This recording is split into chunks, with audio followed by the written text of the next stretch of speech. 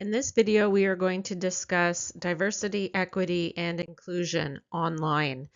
And let's talk about what each of those means. So, diversity is emphasizing the uniqueness and the differences that people bring to a group or community. And it includes elements such as race, ethnicity, gender, sexuality, religion, age, socioeconomic status, and more. Recognizing and valuing diversity ensures a vibrant and inclusive online ecosystem. Now, I was once told that diversity is like being invited to a party and inclusion is being asked to dance. Um, Maybe that works for you, maybe it doesn't. But equity, when you hear that word, let's think about the word fairness, because equity is grounded in the principles of fairness. And to ensure individual success, equity involves the fair treatment of all people and involves the creation of opportunities and the reduction of disparities for those who are disadvantaged. So, in many ways, it means that power or resources have to be redistributed constantly and consistently in order to achieve balance and fairness. And lastly, inclusion has to do with creating an environment where all individuals feel valued, respected, and engaged.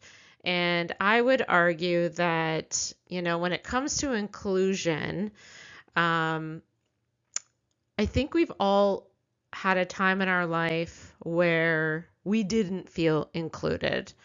And so it's really important part of empathy, really, to be able to put yourself into other people's shoes and create an environment where people can feel valued and included. And I say this because, to me, diversity, equity, and inclusion is really where belonging comes in. And to me, diversity, equity, and inclusion efforts are where belonging happens. It's the intersection of those three where true belonging happens. And it's important to really understand the true value in it, because diverse groups, for instance, have been proven time and time again in research to create the most valuable output. So, for instance, if there's a company out there who wants to come up with new and unique ways of doing things, the more diverse the group of workers are, the better the outcome is. So, for instance, you might put sales and marketing, you might put engineers and sociologists and people from different backgrounds all together, and they will create a better outcome. And so, when we think about how we interact with technology, how can we make belonging happen, right? How can we make that happen in an online space? Well, we need to, because online hate and racism is a problem in Canada. And in a recent study, Canadians were asked to what extent they thought online hate and racism is a problem. And 93% of people think that it is a problem. And this statistic is important because, first of all, we have to recognize that there's a problem before we can fix it. So we can see here by these numbers that the majority of people do think that it is a problem. Now, younger women and younger Canadians and those who self-identify on what they call left and center of the spectrum, that means people who are, very liberal, bordering on, kind of the middle ground between liberal and conservative, they're more likely to feel that it is a very big problem. And we know it's not just happening in other countries. Unfortunately, in Canada, almost half of Canadians report either experiencing or seeing racist comments or content online. That's a big number. 50% have experienced cyber racism, which is about 3 times more likely than their white counterparts. So one thing we have to realize here is that hate speech and cyber racism spread like wildfire online because of 3 reasons. The first is the anonymity factor of people who create and spread content, okay? Meaning it's easy to create a fake profile or only use your first name or, not have your picture in a profile, right? So the perpetrator's identity is not known. So that's the first factor. The second reason is that social media platforms create a superhighway for misinformation to spread to a mass audience. So that is the second reason why it is problematic. And third, studies tell us that we are more likely to say and do things online that are hurtful to others because of something called the online disinhibition effect. And that is the idea that because we do not see that person, it does not feel real to us. It is not personal because we do not see the reactions or the consequences of our actions, right? When we enter that information into a keyboard or a screen, it is much different than directing it at somebody in person, right? So there's no connection, right? There's no face to the person we are hurting. And so we do and say things in an online environment that we would never do if that person was standing right in front of us. Again, that is called the online disinhibition effect. And those 3 factors create a perfect storm, right? And social media, as I mentioned, provides the perfect platform for misinformation and hatred to spread quickly, right? And to a very far-reaching audience.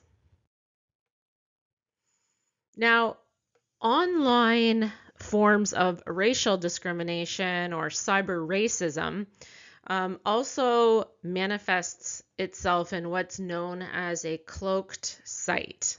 Okay, and if you know what a cloak is like a big robe, right? And it's got a hood and it kind of covers up, right, the person.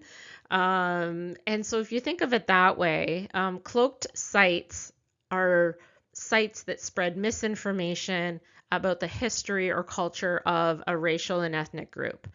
So, like I said, a cloak is meant to disguise, right, the person underneath it. And so in the form of cloaked websites, it's the same thing, right? So online, they are disguising, it could be a potential hidden agenda it could be politics, right? It could be a way of concealing information. It could be intentional, right? It could have to do with racism, etc. And it spreads in the form of blogs and forums and websites and chat rooms, as well as social media. And the aim is to undermine the BIPOC community, right? Black, Indigenous, people of color. And the aim is really to trivialize and oppress, right? And using power, right, to persuade an audience. It could be propaganda, right?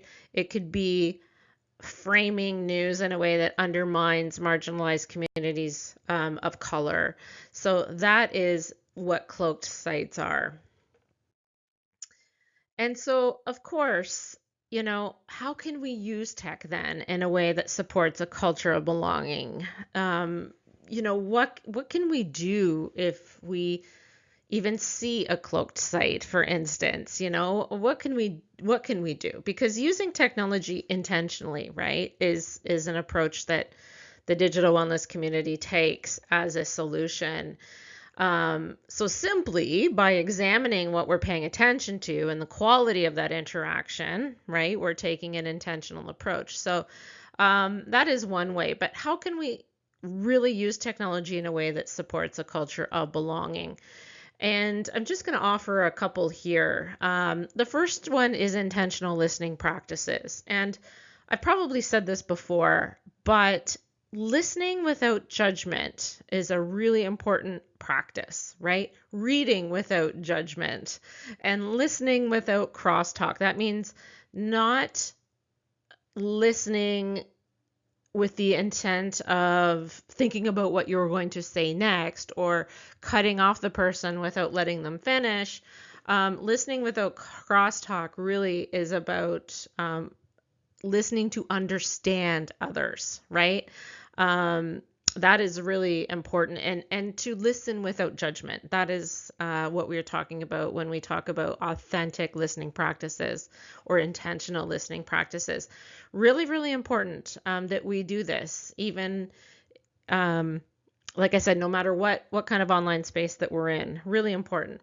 The next thing that's important is to figure out how we view the world, right? Because we all have a lens that we view the world with. And we need to uncover any biases or blind spots that we have. And so part of that is figuring out what our assumptions and beliefs are and how they may contribute to a larger problem, right?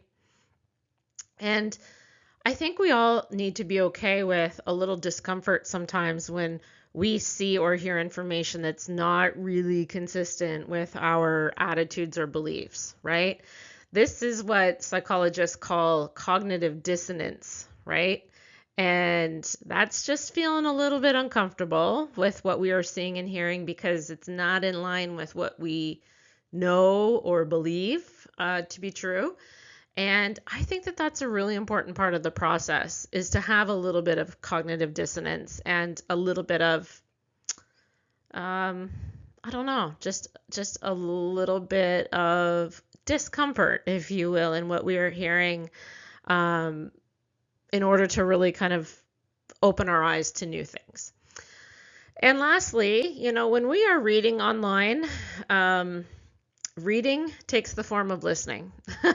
So we really need to pay attention and think critically about the language and the words and the images that are used. We also need to read, listen, and watch the work of people who have diverse viewpoints, right? People who have stories to tell. Read the books, watch the documentaries, listen to the speakers, right? We have to embrace listening to viewpoints that are different from our own without judgment, right? These are called counter stories, and that's because they counter popular opinion sometimes, or they're different from the stories that we're used to seeing and hearing all the time. But that's a really important part of the process.